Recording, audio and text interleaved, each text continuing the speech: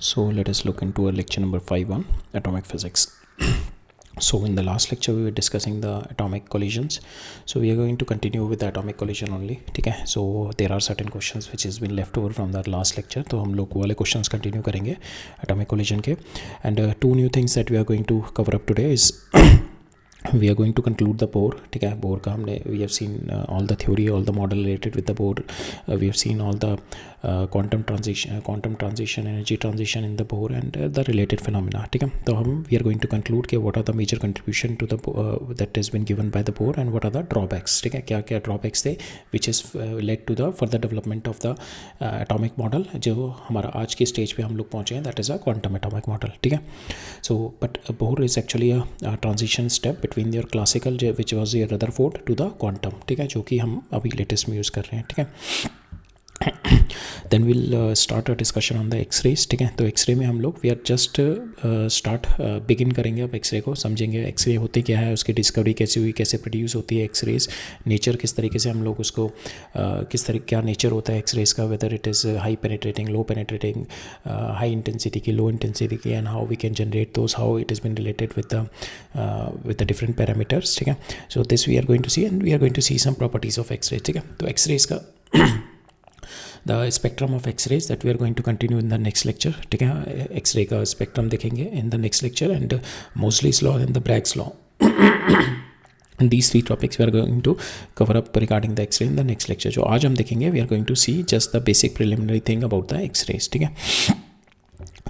Right. So we'll see some question. ये पहले finish करते हैं हम दो questions, then we'll come back to the Bohr. ठीक है. So 3 questions which were left from our last discussion atomic collision पे we'll continue with that. तो यहाँ पे देखते हैं, मुझसे पूछा गया why explain why nearly all the hydrogen atoms in the ground state at the room temperature emit no light. ठीक है. why they are not emitting any light at the room temperature.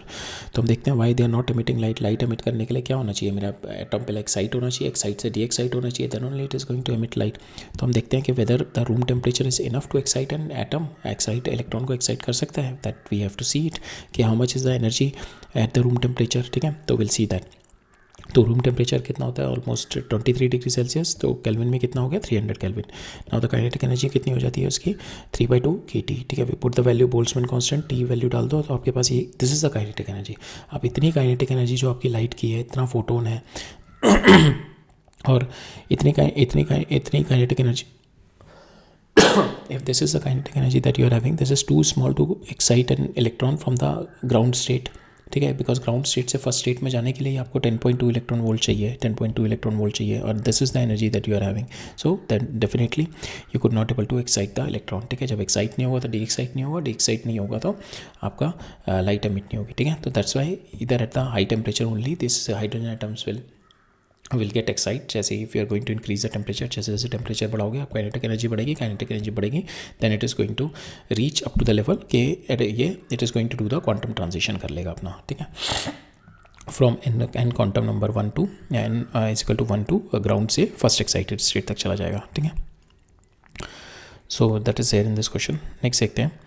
A gas of identical hydrogen like atoms has some atoms in the lowest ground energy level A and some atoms in the particular higher excited level B. ठीक है. and there is no atom in any other level. The atom of the gas make a transition to higher energy level by absorbing a monochromatic light of this much. ठीक है. यहाँ से it must be at some level. ठीक है. इसने it has taken photon लिया और it has got excited to some higher energy level. We don't know this energy level क्या क्या है. हमारे को जो इन्फॉर्मेशन दे रखी है इसमें क्या दे रखी है कि ये तो मेरे को पता है कि दोनों सब्सिक्वेंट है. ठीक है. Make a transition to the higher energy level. तो gas make a transition to the higher energy level by absorbing a monochromatic light. तो ये मेरे को पता है कि इन दोनों के बीच में जो ट्रांजिशन है वी कैन से कि दिस मच एनर्जी जब सप्लाई हुई then we have got supplying this much energy, we have got a transition from n initial to n final. ठीक है. तो we have got a relationship between n initial to n final but we don't know what is n initial and n final. ठीक है. तो let's see the further. Subsequently the atom emits the radiation of only 6 different photon energy, तो यहाँ से हमारे को N final मिल जाएगा. When you have the 6 different energies means कि आपका ये ग्राउंड स्टेट हो गई, that is 1 2 3 4.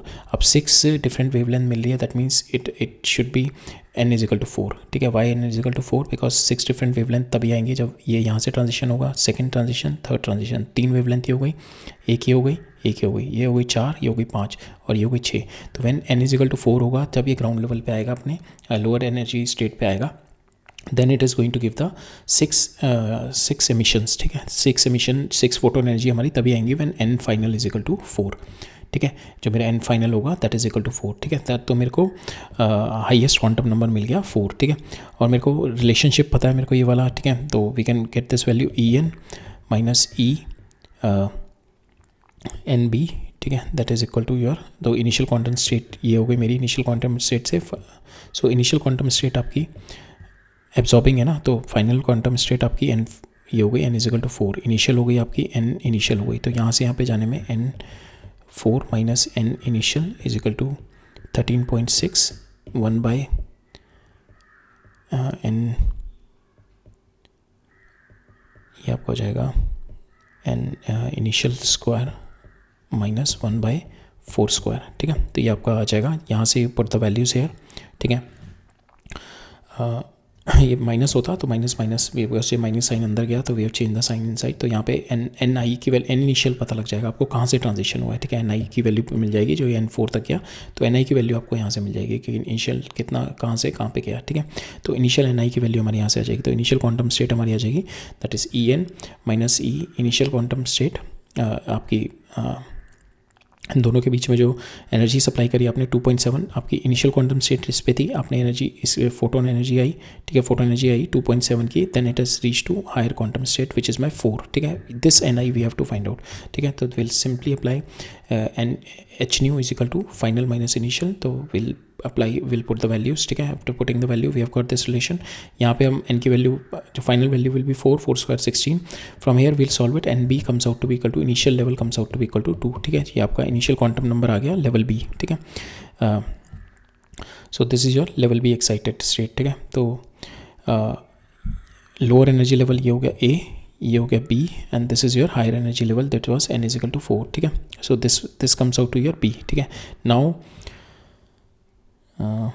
we have got this NB comes out to be equal to 2. ठीक है, and this is A is equal to your ground energy state that is equal to 1. ठीक है, ये आपके पास तीनों स्टेट्स आ गई हैं अब आपके पास. ठीक है, अब हमारे को प्रिंसिपल क्वांटम नंबर पता लग गया. इनिशियल एक्साइटेड स्टेट का n is equal to 2. We have to find the ionization energy of our gas atom. ठीक है, आयनाइजेशन एनर्जी निकालनी है that is from the ground to infinity. ठीक है, ग्राउंड पे एनर्जी कितनी हो गई मेरी, we have got these 3 energies now. n is equal to 2 नहीं, n is equal to 4 और n is equal to 1. 4 मेरे को ग्राउंड पे एनर्जी कितनी होती है मेरी, n इज इक्वल टू 1 पे e is equal to E1 हो गई. ये हो गई आपकी ग्राउंड पे energy. e is equal to 4 पे कितनी हो जाएगी आपकी, दैट इज़ E1 बाई 4 हो जाए, E1 by 4 square that will B 16 हो जाएगी. ठीक है, दैट इज़ योर 4 पे हो जाएगी. E2 कितनी हो जाएगी आपकी, E2 जो सेकेंड लेवल पे आपकी energy comes out to be equal to E1 by 4. ठीक है, E1 बाई 4 हो जाएगी आपकी energy. Now you know the relationship between E4 and E2. ठीक है, that is 2.7. We know the relationship between E4 minus E2 is 2.7. तो we'll do that. E4 minus E2 is equal to 2.7 और E1 और ये E4 मेरे को पता है E1 by this, E1 पता है ये this, we'll put the value. तो मेरा E1 आ जाएगा, that is my ground level की एनर्जी आ जाएगी, that comes out to be equal to minus 14.4 EV. ठीक है, आपके पास ग्राउंड लेवल की एनर्जी आ गई. आपको इसकी एनर्जी पता हो गई E4 that is equal to E1 by 16. ये वाली एनर्जी आपको E2 थी दैट इज़ E1 बाई 4 और ये E1 आ गई.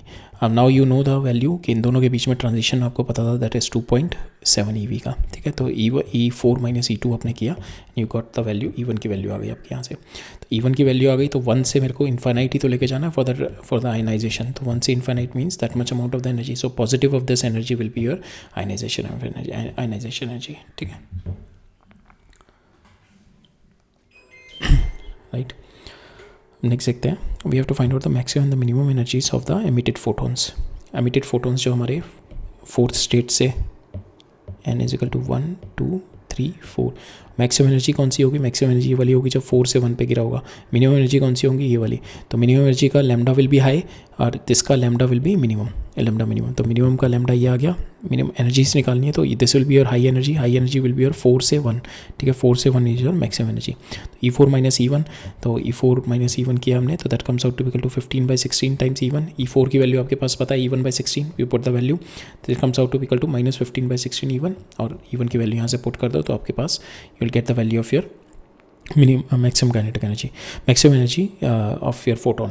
मिनिमम के लिए क्या होना चाहिए, मिनिमम के लिए it has to fall from fourth energy level 4 से 3 पे फॉल करना चाहिए, 4 से 3 पे फॉल करेगा, there the energy will be minimum and the lambda will be maximum, ठीक है। तो E4 की वैल्यू आपको पता है, E3 पता है आपको, 4 की वैल्यू डाल दो, E1/16, E3 will be E1/9, ठीक है। E1 आपको पता है, यू गेट द वैल्यू, ठीक है, आपके पास वैल्यू आ जाएगी, दैट इज 0.7 EV, ठीक है, राइट। नेक्स्ट क्वेश्चन देखते हैं। A hydrogen like atom is in the higher excited state of quantum number n, ठीक है। हाइड्रोजन लाइक एटम है, वो higher excited state in the quantum number n में है। This excited atom can make a transition to first excited state by successively doing 2 photon emission of energy this and this, ठीक है।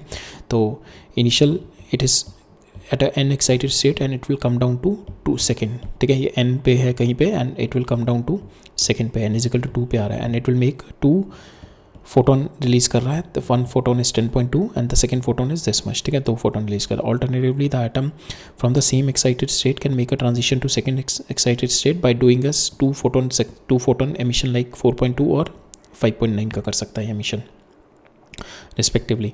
तो we have to find out the n के कहाँ से, we have to find out the value of n and z, ठीक है, n और z की वैल्यू हमें निकालनी है यहाँ पे।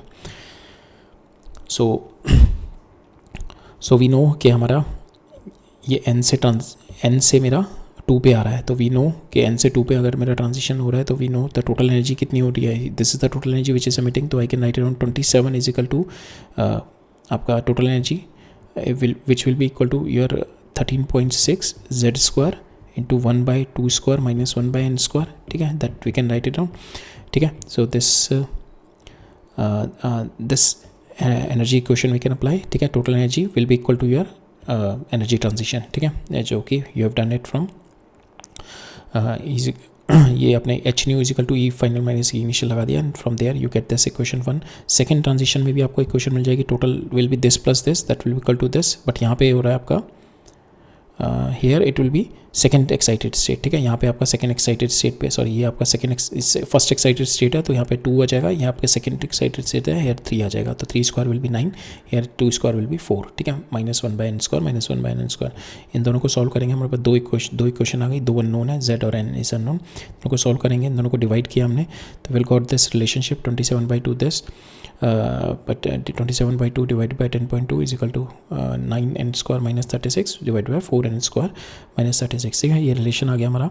यहाँ से इसको सॉल्व करेंगे, हमारे पास n² आ जाएगा, ठीक है, z से कैंसिल हो जाएगा, तो हमारा n² आ जाएगा 36, n की वैल्यू आ गई 6, this value you put it in this equation, ठीक है, put in this equation, from there you can get the value of z comes out to be equal to 3, ठीक है, right। So that is there regarding the atomic collision. Now we'll move on to our conclusion of our Bohr, ठीक है, we'll see the contribution of Bohr, ठीक है। So Bohr is actually a transition step between your it improved over the classical, ठीक है, it has given the rule, ठीक है, which rule has given certain contribution which explains certain phenomena, but still certain phenomena which it could not able to explain, that comes into the drawback of Bohr, which we are going to study today, ठीक है। So transition step क्या था आपका classical से quantum के लिए, that is quantum momentum quantized, so that is one rule that Bohr has given, which has been utilized to understand the quantum model. Second was the discrete energy allowed, ठीक है, that it gives us the atomic transition, and third one is the electron transition, that emit electrons carry off the excess energy. So these three things will carry it on to the quantum model also, ठीक है।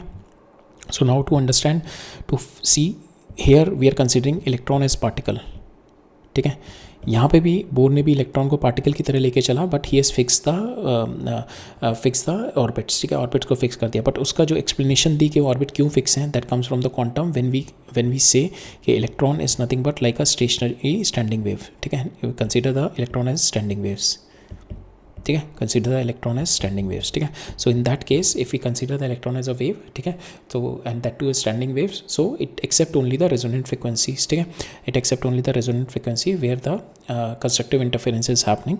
So that with that phenomena we will say कि it is electron is not a particle, so you cannot have its particular path. तो हम लोग क्या define करते हैं, we'll show the atom like, we'll show the electron like a cloud, ठीक है. we'll find out that cloud shows this. if you see this cloud will show the probability of finding the electron. जहाँ पे dense होगा तो वहाँ पे probability of finding of electron is high, ठीक है. so जहाँ पे dense होगा, this we are going to represent now electron not with some particular particle or predefined with a defined path of revolution. it will not be defined by this, but it will be defined by the cloud like this, ठीक है. इस तरीके से the space where the electron are likely to be found, ठीक है, in the electron cloud, and it will not be defined as a proper जो हमने energy level देखे थे. So that is the transition going to happen from Bohr to quantum, ठीक है. तो हम जितने भी ड्रॉबैक्स होंगे बोर के, जस्ट थिंक इट ऑन के we are talking all the drawbacks of the Bohr can be easily understand through the when we take the electron as a standing waves and we consider the electron as a probability of finding the electron, and we'll take a electron cloud instead of a path, ठीक है. so that is what we are going to see now. So as we have seen, Bohr is a step towards a consistent atomic theory, ठीक है. Bohr model is now considered as a simplified version of your complex quantum mechanics, ठीक है. Quantum mechanics is nothing but where we are considering electron as a wave, and it is the probability of finding rather than the determinism, ठीक है. So here we have seen के जो what are the contribution of Bohr के it has given the Rydberg constant which was totally right, ठीक है. The spectral lines that we are seeing, the atomic spectra which we are seeing for the hydrogen atom, like the Lyman, Balmer and the Fun series, so which has been proved experimentally also, ठीक है, which is also correct in theory, which he has given through the energy transitions. Third is the ionization of the resonance potential for the hydrogen atom, that also been verified experimentally. Ionization potential is taking your electron from initial to infinite level, ठीक है, where the energy will get zero, so that is ionization. Resonance potential is to take through different discrete energy level, n1 से n2 ले गए, n1 से n3 ले गए, ठीक है, तो from the ground state to higher excited state, ठीक है. so this resonant potential is it is a resonant potential क्या होता है, that which explain why the atom will only absorb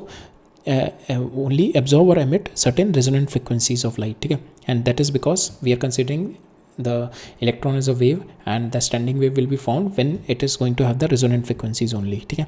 so particular जितने भी ऑर्बिट्स बनते हैं, why the orbit at this place, यहाँ पे क्यों है, why it is not here, it is because of the resonant frequencies, ठीक है, that we have already seen in the first part of this lecture, ठीक है. सो रेजोनेंट पोटेंशियल आपका क्या होता है, the potential that explain why the atom और absorb और emit specific resonant frequencies of light, ठीक है. So we have already seen in an atom why this spectral lines are coming in, why the discrete energy levels are there. So the reason behind that is electron act as a standing waves. It can only exist in the stable orbits where the wavelength fits perfectly, that we have seen, where the wavelength fit 2 pi r is equal to n lambda जो था, where the wavelength is going to fix perfectly. Therefore it can only resonate or absorb energy if the incoming energy of the photon or the atomic collision matches exactly the gap between the current energy level and the higher energy level, ठीक है. so that's why it is called the resonating potential. और resonating potential means कि उतने potential से मैंने electron को जो excite किया, जो कि कोलाइड करेगा मेरा एलिमेंट के एलिमेंट से and it is going to excite it to a higher energy level. और वो हायर एनर्जी लेवल क्या होगा, जब मेरा दिस जो एनर्जी गैप होगा, that will B match up with the energy with which I am exciting with this resonating potential. तो resonating potential से मैंने इलेक्ट्रॉन को एक्साइट किया, ये इलेक्ट्रॉन ने जाके कोलाइड किया मेरा एक एटम पे. नाउ जो एटम जो अब एक्साइट होगा, एटम का इलेक्ट्रॉन जो एक्साइट होगा, that is going to excite to higher energy level if this energy level is matching with this electron की एनर्जी से, ठीक है. जिस इलेक्ट्रॉन की एनर्जी से जब मैच होगा तभी वो एक्साइट होगा. तो that is why we are saying कि therefore it can only resonate और absorb energy if the incoming energy delivered by the photon or the atomic collision matches exactly between the gap between the current energy and the higher energy level allowed. ठीक है, so that is what we call the resonating potential. That also he explained it well.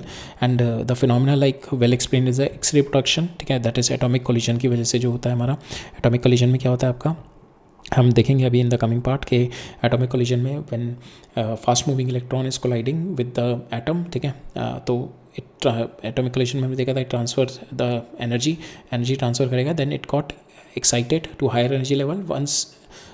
Once it got de-excited from higher energy level to lower energy level, it releases a photon of high energy which we call the X-rays. ठीक है, so it very well explained the X-ray production.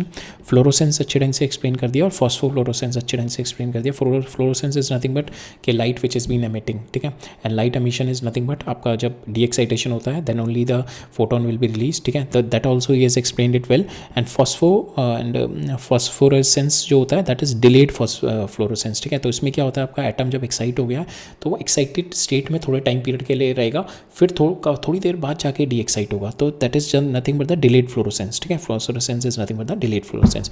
So all this phenomena agreed well with the Bose theory, like your राइटबर्ग constant which has been given earlier, which has been proved right with the Bose theory. Spectral lines जो भी आई that is also in theory was totally correct and which has been experimentally been given by your Lyman, Brackett and Fun.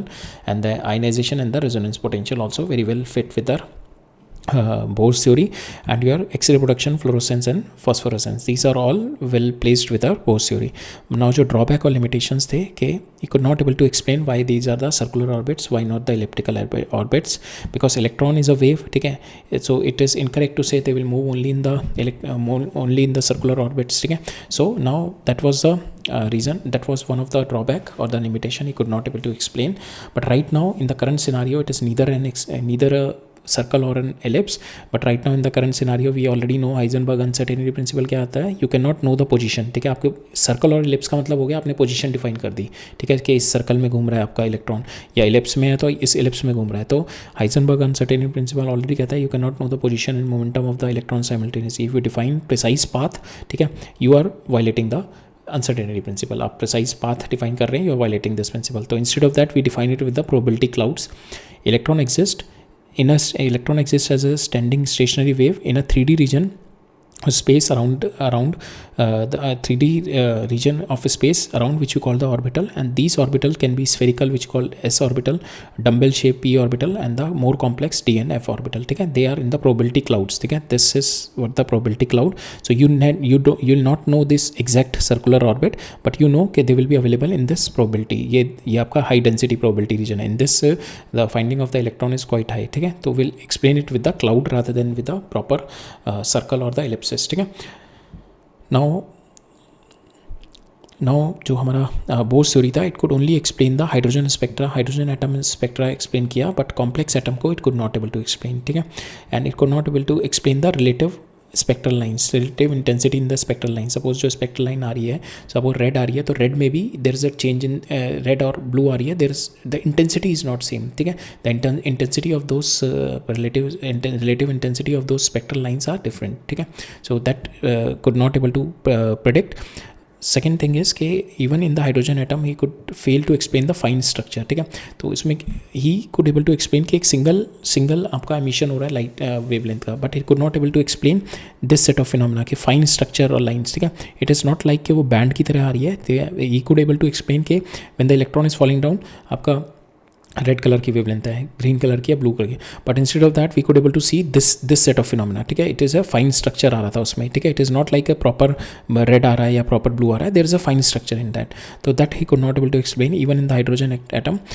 If we consider ये जितने भी phenomena, if we consider as a probability cloud, then all this phenomena could be easily explained. ठीक है, because the relative intensity, because of the cloud, because इसमें क्या है आपका perfect circle है. perfect circle means it is falling from here to here. ठीक है, but यहाँ पे क्या है, ये आपका cloud region है, तो that means there is a relative intensity का चेंज आएगा. ठीक है, there is a relative change in the intensity. तो यहाँ पे जो होगा, बोर ने बोला कि पूरा का पूरा रेड है, बट यहाँ पे जो दिखा हमारे को, इतने पोर्शन में ज़्यादा रेड दिखा, इतने पोर्शन में कम रेड दिखा, इतने पोर्शन में और कम रेड दिखा, तो इस तरीके से था. ठीक है, and that could be easily explain by the probability cloud rather than the specific हमारा सर्कल और एलिप्स का. अब अगर हम पोजीशन डिफाइन करते हैं, ठीक है, इवन जो फाइन स्ट्रक्चर जो हमारे को मिला था लाइंस में, स्पेक्ट्रल लाइंस में, बोस हैज़ गिवन के कंप्लीट एक solid line है, but we could able to see the fine structure, and that again could be the Bohr theory could not able to explain, but this theory could be explained only with the probability of the clouds. ठीक है, and there is no indication कि why the electron has been falling from 3 to 1, why not it is 3 to 2, 2 to 3, 2 to 1, so which way the electron is going to fall, there is no indication of that in the Bohr's theory. ठीक है, he could not able to explain the Stark and the Zeeman effect, ठीक है, which is showing the large number of spectral lines. ठीक है, तो यहाँ पे this is a Bohr, ये shown red only one, but in the Stark and the Zeeman effect means when your atom is under the electric field and the magnetic field, rather than single spectral lines, it is going to show this large number of spectral lines like this. ठीक है, so this phenomena could not be explained, but again this phenomena could be explained with the probability clouds. ठीक है, so that's why we have to accept the latest model which is called the quantum model. ठीक है, so this phenomena is again could be explained with the probability clouds.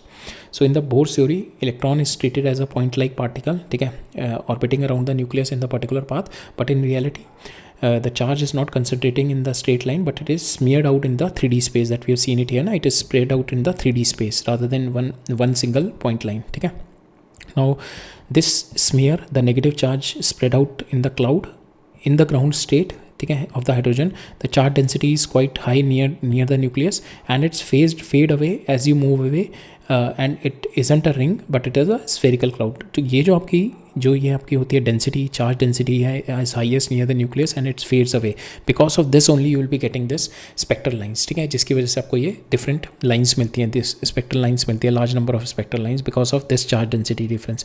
Same way ये जो आपको fine structure मिलता है that is because of the probability cloud only. ठीक है, so Zeeman or Stark effect ko he could not able to explain, which could be easily explained through our quantum model, where we consider electron as a wave, and instead of giving it a proper dot line, we'll see that it is a 3D probability cloud, and the charge distribution of the electron comes out to be different. ठीक है, as we have already seen कि in the Bohr's the charge distribution is same in a particular orbit.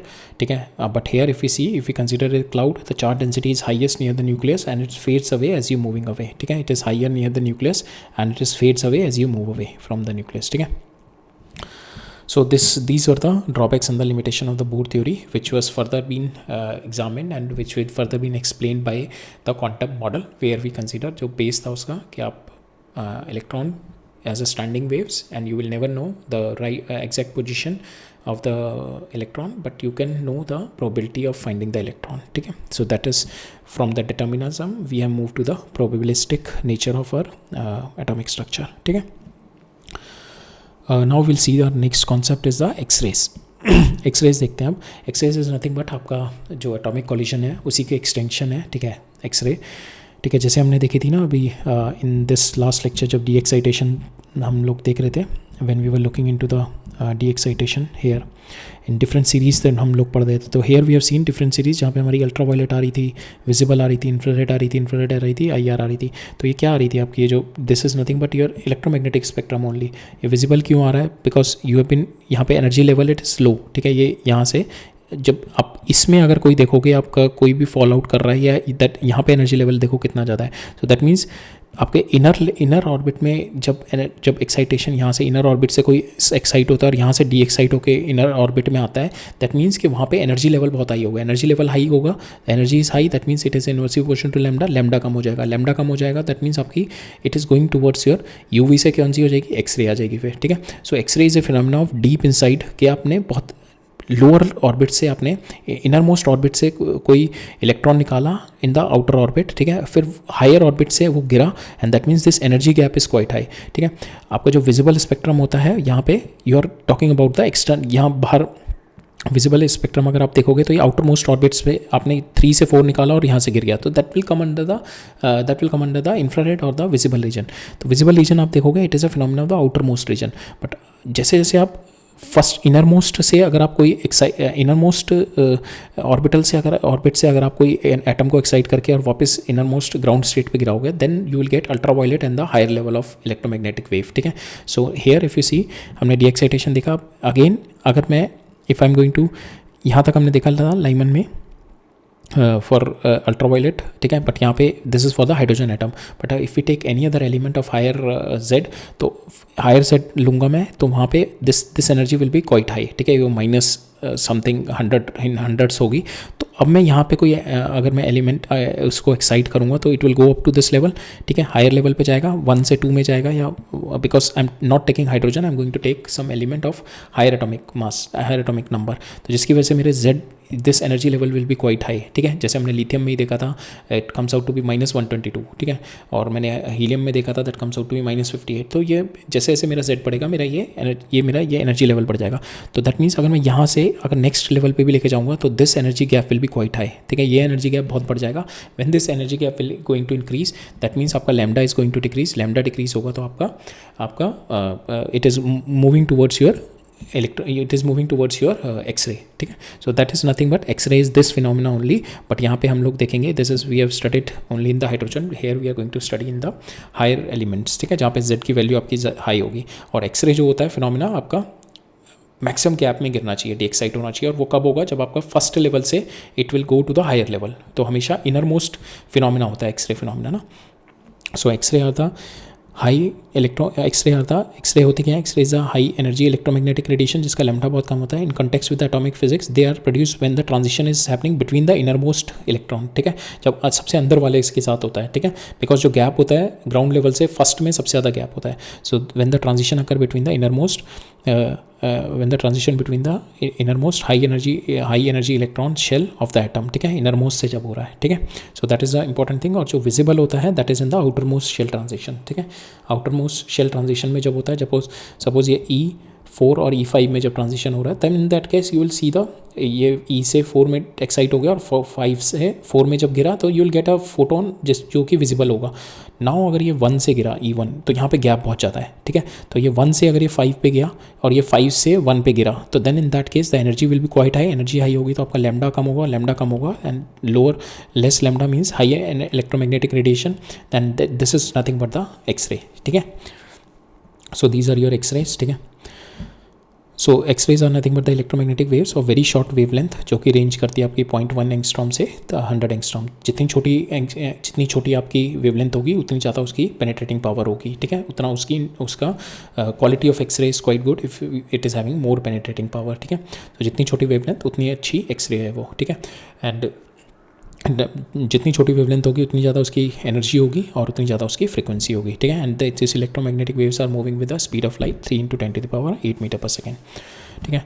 So X rays are emitted when a fast moving electron, जो कि हमारा atomic collision में होता है, when a fast moving electron, ठीक है, which we call it a cathode rays. Fast moving electron को बोला जाता है cathode rays of kilo electron volt. Then it strike a high atomic mass, ठीक है. Why we are taking high atomic mass, because Z आपका high होगा, that means 1 energy level 1 और 2 के बीच में गैप उतना ज़्यादा होगा, ठीक है. That means this gap will be quite high. जैसे हमारा हाइड्रोजन में क्या होता था, ये गैप फर्स्ट और सेकंड में तो बहुत कम होता था, ये -13.6 होता है, 3.2 होता था. तो ये गैप इज़ नथिंग बट 10.4 के अराउंड होता था, 10.4 EV. तो दिस गैप से आपकी you will not get an X-ray. तो यहाँ पे जैसे आपकी जेड की वैल्यू बढ़ेगी तो आपका ये गैप बढ़ जाएगा.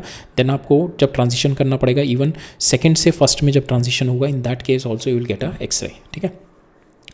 सो it is so the third phenomena, second important thing is it strike with a fast moving electron which we call the cathode rays. It is going to strike with a high atomic mass, ठीक है.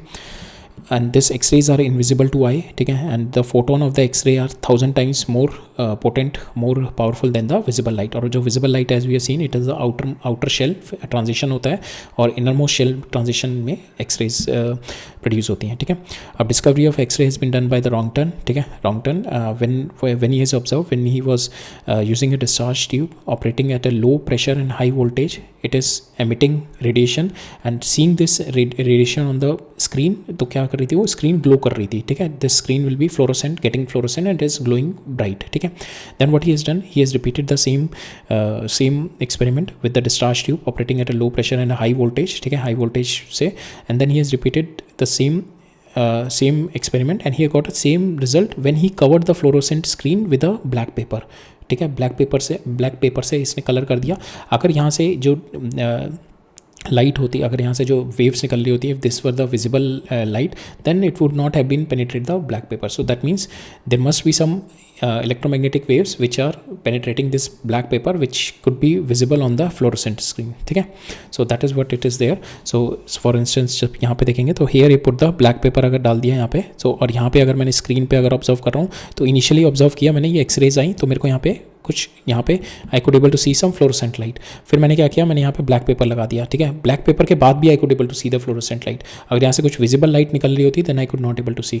So that was the discovery that led to the discovery of X rays के something more powerful rays is been coming out which is having higher energy and which is much higher energy than the visible range. ठीक है, so that indicates some unknown radiation of some and which we call the X-rays. ठीक है, now किस तरीके से produce होती हैं X-ray. तो X-ray when a fast moving electron, ठीक है, तो fast moving electron from here you excite, so with high voltage से आप एक्साइट करते हो and this filament is there which is going to emit the electrons. यहाँ से एमिट करेंगे electron and you are going to charge it with high voltage and this electron will get accelerate करके it is kinetic energy होगी and then this highly energetic electron is going to strike a target metal piece. ठीक है, यहाँ पे इसको strike करेगा. ठीक है, when the electron collide with the atoms of solid, when the electron are going to collide with here, so it is going to lose the kinetic energy. That kinetic energy is going to excite the atom and then the de-excitation will happen and it is going to radiate the X-ray. ठीक है, anode जो हम लोग use कर रहे हैं यहाँ पे which we are using a copper bar. ठीक है, plus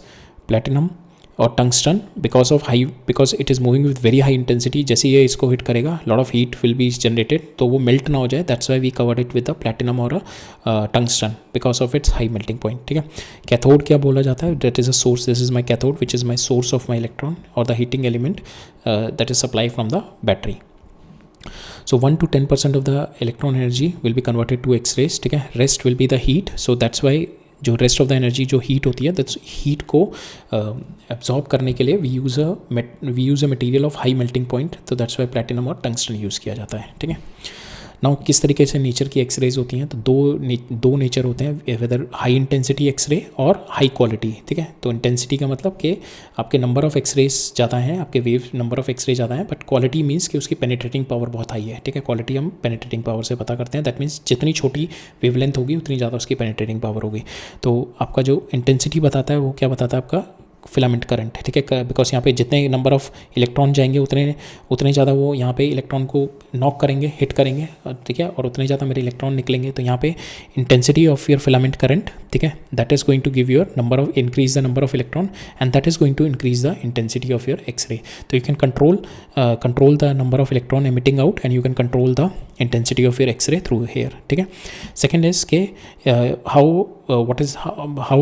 second is the quality of your X ray. Quality का मतलब हो गया कि कितनी ज़्यादा पेनिट्रेटिंग पावर है. पेनिट्रेटिंग पावर का मतलब हो गया कि जितनी ज़्यादा एनर्जी है उतनी ज़्यादा उसकी पेनिट्रेटिंग पावर है. ठीक है, एनर्जी, और एनर्जी कब ज़्यादा होगी, when it is going to, जब ये डी एक्साइट होगा from the higher energy gap. जब ये एनर्जी गैप बहुत ज़्यादा होगा, एनर्जी गैप का ज़्यादा का मतलब मैंने जब इसको एक्साइट किया to a higher energy level, और एक्साइटेशन हायर एनर्जी लेवल के लिए मेरे को क्या करना पड़ेगा, I have to have a very high energetic electron. जब वो नॉक करेगा तभी तो वो अपनी एनर्जी ट्रांसफ़र करेगा, इसको जो एनर्जी लूज होगी वो ट्रांसफ़र करेगा, then my electron in the atom is going to get excited to a higher energy level. ठीक है, सो दैट मीन्स कि आपका जो high voltage, when you are going to give high voltage, जिसकी वजह से एनर्जेटिक इलेक्ट्रॉन होगा, आपकी काइनेटिक एनर्जी ऑफ इलेक्ट्रॉन बढ़ेगी जो यहाँ से निकलेगा and it is going to collide with the atom, जो it is going to then excite the atom के इलेक्ट्रॉन को एक्साइट करेगा, it is going to excite to a higher energy level. वो हायर एनर्जी लेवल से वो जो gap होना चाहिए वो बहुत हाई होना चाहिए. ठीक है, it is going to penetrate, first of all ये इतना एनर्जेटिक होना चाहिए, it is going to penetrate inside. ठीक है, अंदर तक जाना चाहिए with the inner most shell तक. ठीक है, अगर आउटर मोस्ट शेल से कोलाइड करके निकाल दिया तो it is not going to generate the X-ray, it has to penetrate inside. ठीक है, तो ये इनर मोस्ट जो मेरा होगा, जैसे ये पॉजिटिव है तो इनर मोस्ट मेरा जो इलेक्ट्रॉन होगा उसको नॉकआउट करे. ठीक है, इसको निकालेगा तो then you will be getting the energy level 2 तक गया. और now this gap is so much कि जब ये डी एक्साइट करके फॉल डाउन करेगा then it is going to emit a X-ray. ठीक है, ये एक्सरे एमिट करेगा. ठीक है, सो नाउ जितनी ज़्यादा ये एनर्जी गैप होगा, ठीक है, उतना मेरा छोटा वेवलेंथ होगा और उतनी ज़्यादा इसकी हाई पेनिट्रेटिंग पावर होगी. ठीक है, तो दैट मीन्स जितना हाई एनर्जेटिक इलेक्ट्रॉन होगा उतना हाई एनर्जी गैप में उसको एक्साइट कर पाएगा वो, ठीक है। तो हेयर वी सी कि जितनी ज़्यादा आपकी काइनेटिक एनर्जी ऑफ इलेक्ट्रॉन होगी यहाँ पे, वो किससे पता करेगी, आपकी वोल्टेज से। जितनी ज़्यादा वोल्टेज उतना हाई एनर्जेटिक, उतना ज़्यादा आपका इलेक्ट्रॉन जो नॉकआउट होगा वो हायर एक्साइटेड स्टेट में जाएगा, उतनी ज़्यादा आपकी जो डी एक्साइट होगा फ्रीक्वेंसी होगी, उतनी लो लैम्डा होगी, ठीक है, और उतनी हाई क्वालिटी होगी, ठीक है। क्वालिटी किस तरीके से देखी जाती है हमारी पेनिट्रेटिंग पावर से। तो दो तरीके की एक्सरे होती है हमारी, hard X-ray and the soft X-ray. Hard X-ray means where we are having high energy and high penetrating power, where we are having low wavelength. Soft X-ray होती है मेरी low energy and low penetrating power होती है जिनकी, ठीक है। Those are called the soft X-rays, right. Will see the properties of X-rays. So properties of X-rays, first is they are highly penetrating, they can pass through several material, ठीक है. They can, whenever its X-rays will pass through the gas, it will ionize the gas, it will knock out the electrons from the gas atom, ठीक है, and then leave the positive charge, ठीक है. Third is it can cause the fluorescence. Fluorescence का मतलब वही होता है कि it is going to excite the electron of the atom, and then when the electron will fall back to its lower energy state, photon निकलता है, and that is going to give the light, जिसकी वजह से fluorescence phenomena आता है with the several materials. जैसे हम देखते हैं अगर ZNS की coating होती है तो it is going to brighten up when it is going to expose with the X-rays, and these X-rays are not deflected by electromagnetic electric and the magnetic field because they don't have any charge, and it follows all the properties except the refraction, ठीक है. refraction except the refraction, it follows all the properties. Diffraction होती है इसमें, ठीक है. diffraction through the crystal leads to the atom, because जो wavelength होती है हमारी, ठीक है. डिफ्रैक्शन के लिए हम लोग क्या देखते थे कि आपका जो ऑब्जेक्ट होता है उसका size and comparable to the wavelength का साइज़. तो हमारा जो एटॉमिक साइज़ होता है that is almost comparable to the X-ray की वेवलेंथ के बराबर, लैम्डा के बराबर होता है हमारा एटॉमिक साइज़, ठीक है. So it helps us in the structure determination, ठीक है. स्ट्रक्चर डिटर्मिनेशन में भी हेल्प करता है, ठीक है. And all properties except the refraction, ठीक है. It shows all the properties except the refraction, right. Now we'll see the application. This been used widely. First is scientific application. It is because of the diffraction in the crystal, diffraction at the crystal, we could able to know the internal structure, ठीक है. We could able to know the spacing between the atoms by using the Bragg's law, ठीक है. Bragg's law use करके we can understand कि atom के बीच में spacing कितनी है. These are the atoms. So इनके बीच में spacing जो है, how much is this spacing, we can use the diffracted X-rays का phenomena interference understand करके we could able to get the spacing between them, ठीक है. Because why could able to observe the diffraction here, because यहाँ पे जो lambda of your X-rays है that is almost same as your spacing between these two layers of your atoms, ठीक है. Atomic जो layering होती है that is 0.1 नैनोमीटर होती है, और अब X-ray भी आपकी 0.1 नैनोमीटर तक होती है, और visible light की आपकी होती है 500 nanometre. So that's why it could not able to penetrate, ठीक है. यहाँ पे no diffraction phenomena with the visible light because यहाँ पे wavelength is quite high, ठीक है. So इंडस्ट्री एप्लीकेशन होती है इसकी, because it could able to penetrate the material, we could able to detect the defects in the machines, railways and the bridges, we could able to detect के where are the gaps. Radiotherapy में use होता है to damage the tissue, cancer tissue and the tumorous tissues, and it is used in medical and surgery as we know कि bones में we have to see कि breaking of the bones और अंदर का structure देखने के लिए we use X-rays quite often, ठीक है. तो because it got absorbed in the heavy element then the lighter, so we use it to check the bones cracks and the fractures, ठीक है. Now we'll see the variation of our intensity and lambda, intensity of our X-ray and lambda. So if we see हमारी एक होती है cut off wavelength, ठीक है. We call it a cut off wavelength. वो कौन सी होती है cut off wavelength? It is been defined by your voltage. आप कितना हाईली एनर्जेटिक इलेक्ट्रॉन दे रहे हो, जितना हाईली एनर्जेटिक इलेक्ट्रॉन होगा तो वो यहाँ से ये इनिशियल स्टेट हो गई, ग्राउंड स्टेट हो गई, this is my ground state n = 1, ये एक्साइट करके it is going to take it to n state तक, ठीक है. और बीच में कुछ एक स्टेट्स हैं इसकी. तो नाउ जब ये n = 1 से ये हाईएस्ट स्टेट तक ले गया, ठीक है. नाउ एक जो हमारा जब ये फॉल डाउन करेगा इलेक्ट्रॉन, ठीक है, this one is the electron which is going to give maximum energy, maximum देगा, एंड उसकी जो लैम्डा होगी that will be minimum, and this minimum lambda is nothing but your limited is your cut off lambda, ठीक है, जो कि minimum lambda होगी. और वो किससे आएगी आपकी, that is been depending upon कि कितना एनर्जेटिक आपका इलेक्ट्रॉन है, ठीक है. So that is going to give me my lambda minimum, ठीक है. और उसके बाद it can fall down here and it can fall down from here to यहाँ से फिर ये गिर सकता है, ठीक है, it can fall down here to here and then यहाँ से यहाँ पे गिर सकता है. सो all this transition is going to give the different X-rays, ठीक है, डिफरेंट एक्सरेज दिखेंगे फॉर डिफरेंट इंटेंसिटीज़ के, ठीक है. So now if you see this is our variation of intensity, ठीक है, फॉर जो हमारे जो इलेक्ट्रॉन होंगे मैक्सिमम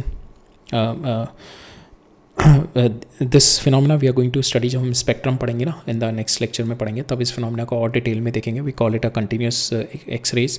किस तरीके से we are getting the continuous X-ray and why more number of electrons, because more number of electrons are colliding and more number of electrons are giving the this set of range of x-rays. Only few electrons are giving the minimum one. So this phenomena we are going to study in the next lecture, where we are going to study continuous and the our characteristic X-ray spectra देखेंगे, तब ये phenomena को और ढंग से understand करेंगे, ठीक है. अभी के लिए हम लोगों को ये लिमिटिंग जेड लेमडा मिनिमम समझने के लिए कि कट ऑफ वेवलेंथ कितनी है वो समझने के लिए वी विल यूज़ दिस. तो लेमडा मिनिमम कितनी हो गई आपकी, दैट इज़ जितनी ज़्यादा आपकी एनर्जी से डी एक्साइट होगा, ठीक है, एंड वो energy de excitation will be directly proportional to your kinetic energy कितनी मिली, and that kinetic energy is nothing but your E V, ठीक है, दैट इज स्ट्राइकिंग इलेक्ट्रॉन. तो we can write it down E V is equal to S C by lambda. यहाँ से हम लेमडा इधर ले जाएंगे and will put the value E C की वैल्यू और ई की वैल्यू डाल दो, will get lambda is equal to 12400 divide by volt. तो cut off minimum depends only on the accelerating voltage, ठीक है. जो कट ऑफ मिनिमम है आपके minimum lambda, it depends upon your accelerating voltage only, ठीक है. नाउ दिस फिनोमेना ये क्यों एज ए कंटिन्यूस है, ये क्यों एज ए बम्प है, that we are going to see in the next lecture, जब हम अपना करेक्टरिस्टिक एंड कंटिन्यूस एक्सरेज पढ़ेंगे, ठीक है. नाउ द लास्ट देखते हैं हम एक्सरे एब्जॉर्प्शन, ठीक है. So intensity of X-ray is the energy falling per second per unit area perpendicular to the energy flow, ठीक है. एरिया जो होना चाहिए वो perpendicular to energy flow, so that is what the intensity, ठीक है. Now it decreases when it passes through the material, ठीक है. जैसे जैसे मटेरियल से पास ऑन करेगा कुछ एब्जॉर्प्शन होता जाएगा एक्सरे का, सो इट स्टार्टेड डिक्रीजिंग. तो वो जो डिक्रीजिंग रेट है we can write it down, intensity का decreasing rate is I naught e raise to power minus M into X, ठीक है.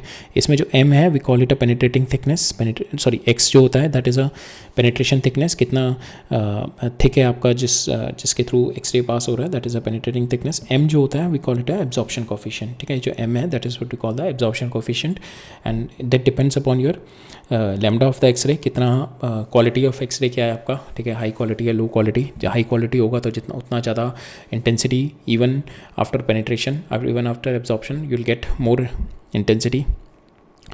डेंसिटी कितनी है आपके मटेरियल की, it depends upon the density of material. And third it depends upon the atomic number of your material, ठीक है. So in on these three it depends, ठीक है, this value of your M, right. So this is what the intensity when the X-ray got absorbed, ठीक है.